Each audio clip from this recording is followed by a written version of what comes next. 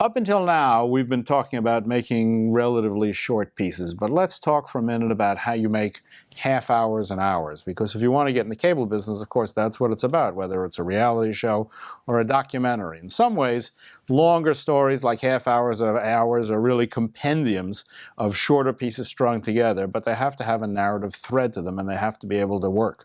You can be overwhelmed in some ways by the content that you could acquire to make an hour, and some people spend years making hours. I've been in the television production business now for more than 25 years, and when I started, we made them in relatively old ways because we had old technology and old thinking. When we did series like Trauma: Life in the ER, which ran for 10 years on TLC, it took us 19 weeks from initial shooting until we delivered the show. 19 weeks of that kind of production length is still pretty much industry standard for creating hours and half hours for cable shows. And that's why lots of times you'll see something that was shot in the winter appearing, in the spring, or it just takes a long time to do these things.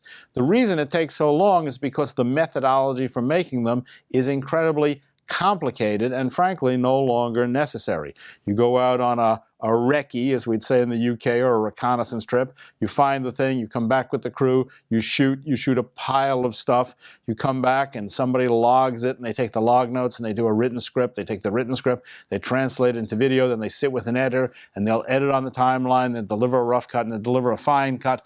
This takes a long time. And long time means a lot of money, because time is money, because you're paying for editors and producers and shooters and PAs and whoever else you have. This can also all be cut down enormously by using the technology in a different way. The technology is here, but generally gets used the way old technology did. Now, you've probably cut before on non-linear edits like Avid or Final Cut or even iMovie. And probably if you've done them, and you've worked in the old way, which you may have, you've worked with a written script. So essentially you took the written script and then you used the non-linear edit as a kind of software to take what was on the written script and create it on the timeline. This is not really using the technology to its best effect. What we like to do when we're doing a longer, more involved piece, whether it's a half hour or an hour, is we take the edit room with us, and this is effectively an edit room. We take it with us into the field. What we're trying to do here is we're trying to marry shooting and editing and storytelling all together as one event, as opposed to saying, now we'll shoot it, now we'll write it, now we'll edit it, now we'll finish it. This is what makes the thing so difficult and complicated and is no longer really necessary. Now, how does that work? We've taken the 19-week edit cycle of producing reality shows and we've shrunk it down to an astonishing 6 days. That's right. We can turn out an hour reality show in only 6 days, from initial trip till final delivery. This is what we did when we did the 5 Takes series for the Travel Channel. We'll take a look at some clips from 5 Takes in the next iteration of this to show you exactly how this worked. But by taking the edit system with us in the field, we were able to turn the shows in 6 days. Turning the shows in 6 days meant we were able to have people at home participate in how the show worked. We'll take a look at a pitch reel to show what happens when we marry this technology to the notion of tweeting information into the show, which can now be done.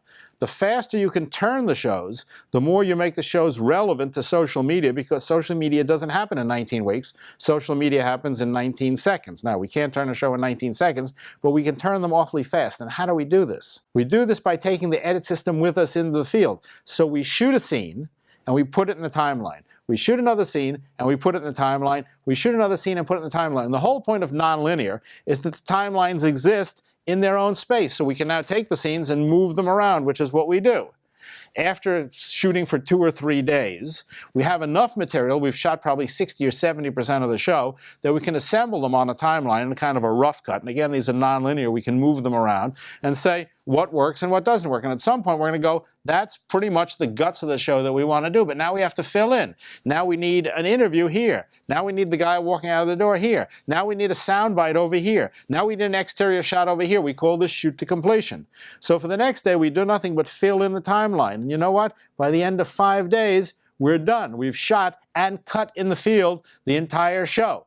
Color balance, audio levels, tweaking we can do afterwards. But essentially, we've taken a 19-week cycle and we've compressed it down to 6 days from initial shoot until final delivery. This obviously cuts the cost of production enormously, maybe by 90%.